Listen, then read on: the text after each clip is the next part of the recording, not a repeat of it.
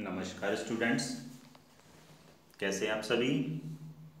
आज की अपनी हिंदी कक्षा में सरदार पूरण सिंह जी का जो निबंध हमने पढ़ा था, आज उसके प्रश्न उत्तर आज की वीडियो में हम देखेंगे। देखिए स्टूडेंट्स, सरदार पूरण सिंह जी का निबंध मजदूरी और प्रेम, जिसमें श्रम मेहनत के महत्व के बारे में बताया गया है।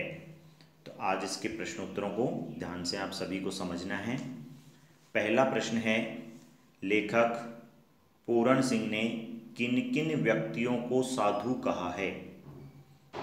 इसका उत्तर होगा ब, किसान और भेड़ पालक को। प्रश्न संख्या 2, उसे पीड़ा हुई तो इन सब की आंखें शून्य आकाश की ओर देखने लगी। यहाँ लेखक ने उसे सर्वनाम का प्रयोग किसके लिए किया है।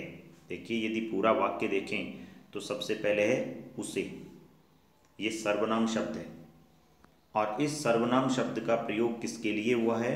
बीमार भेड़ के लिए, बीमार भेड़ के लिए इसका प्रयोग हुआ है। अति लघुत्रात्मक प्रश्न, ऐसा काम प्रार्थना, संध्या और नमाज से क्या कम है।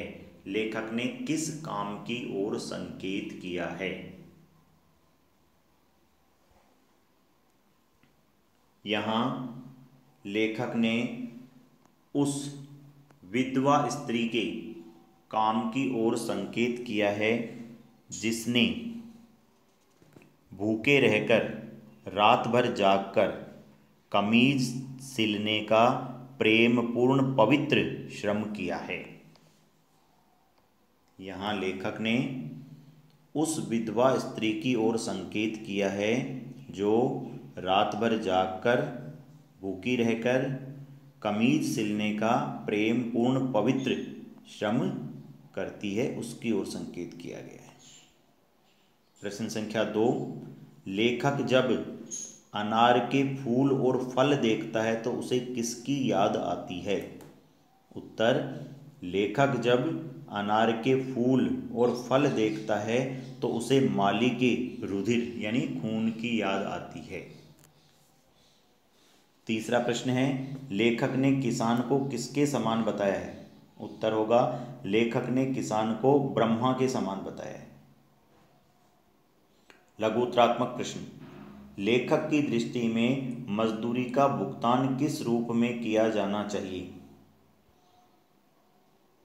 लेखक के अनुसार किसी मजदूर के दिन भर के काम की मजदूरी केवल कुछ रुपए देकर नहीं चुकाई जा सकती है। मजदूरी का भुगतान परस्पर प्रेम भरी सेवा के द्वारा ही किया जाना चाहिए।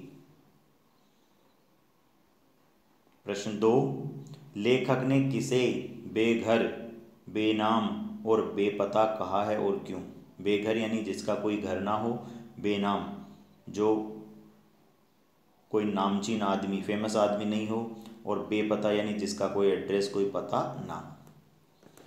तो लेखक ने गडरिये को बेघर, बेनाम और बेपता कहा है। गडरिया भेड़ों को चराने के लिए स्थान स्थान पर घूमता फिरता है, जहाँ जाता है वहाँ पर ही घास की झोंपड़ी बना लेता है। उसका कोई स्थायी घर नहीं है। वह कोई मशहूर व्यक्ति नहीं है जो लोग उसका पता जानते हो। देखिए, ये तो आपको लिखना है। बेघर इसलिए कहा है क्योंकि उसका कोई स्थायी घर नहीं है। बेनाम इसलिए कहा है क्योंकि वो कोई फेमस, कोई प्रसिद्ध व्यक्ति नहीं है। और बेपता इसलिए कहा है क्योंकि वो कहीं भी एक जगह नहीं रहता है। अगला प्रश्न है, लेखक को जिल्द साज कब याद आता है और क्यों। लेखक जब पुस्तक को उठाता है तो उसको जिल्द साज याद आ जाता है। पुस्तक उठाते ही उसको लगता है कि उसका हाथ जिल्द साज के हाथ के ऊपर पड़ा है या पड़ गया है। लेखक को पुस्तक उठाते ही भरत मिलाप का सा आनंद आ जाता है। जिल्द साज लेखक का आमरण मित्र बन गया है। निबंधात्मक प्रश्न देखिए, श्रम के महत्व पर संक्षिप्त निबंध लिखिए। श्रम कहते हैं मेहनत, परिश्रम, उसका जीवन में क्या महत्व है, ये अपने को लिखना है। बहुत अच्छा प्रश्न है ये। जी हाँ स्टूडेंट्स, मानव जीवन में परिश्रम का बहुत महत्व है।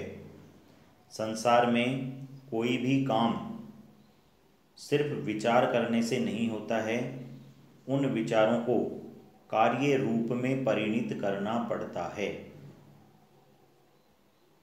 संस्कृत में एक सूक्ति है कि उद्यमेन ही सिद्ध्यन्ति कार्याणि न मनोरथे, यानी किसी भी काम में यदि मनोरथ प्राप्त करनी है, सफलता प्राप्त करनी है, तो उसमें आपको काम करना ही होगा। प्रयत्न करने से ही व्यक्ति के काम पूरे होते हैं, सोचने समझने या विचारने से नहीं होते हैं। श्रम करने से मनुष्य का स्वास्थ्य सही रहता है। परिश्रम करेगा तो उसका स्वास्थ्य सही रहेगा, वह बीमारियों से दूर रहेगा। परिश्रम करने से शरीर मजबूत और बलवान बनता है। और ऐसा कहा गया है कि एक स्वस्थ शरीर में ही एक स्वस्थ मस्तिष्क निवास करता है। एक स्वस्थ मस्तिष्क में ही अच्छे विचार आते हैं और उन विचारों से व्यक्ति महान काम करता है। इसलिए जीवन में परिश्रम करना चाहिए। श्रम या परिश्रम के बिना चिंतन करना निरर्थक है। यदि आप सोचते हैं, विचारते हैं और काम नहीं करते हैं, तो वो विचार किसी काम के नहीं हैं। पाठ में जिन जिन महापुरुषों का उदाहरण लेखक ने दिया है, सभी के सभी लोग परिश्रम को अपने जीवन का मुख्य अंग मानते थे। टॉलस्टॉय, कबीर, रैदास, उमर खयाम, जितने भी उदाहरण पाठ में दिए गए हैं, सभी लोगों ने परिश्रम को अपने जीवन का अंग बनाया है। तो ये आपको लिखना है पूरा। दूसरा प्रश्न है, किसान का जीवन त्याग और मेहनत का जीवन है, इस कथन पर अपने विचार लिखिए। देखिए स्टूडेंट्स, जब हमने पाठ पढ़ा था तो मैंने एक लाइन आपको अंडरलाइन करवाई थी कि किसान का जो जीवन है वो पेड़ों की तरह मौन होता है। जिस प्रकार पेड़ मौन रहकर परोपकार, दूसरों की भलाई का काम करते हैं, उसी प्रकार किसान भी मौन रहकर, त्याग करके, मेहनत करके लोगों की भलाई करता है। किसान को अन्नदाता कहा जाता है। वह अपने खेतों में कठोर परिश्रम करता है, खेत जोतता है, सिंचाई करता है, फसल की रखवाली करता है, पशुपालन करता है और अपने सभी उत्तरदायित्वों को भली भांति निभाता है।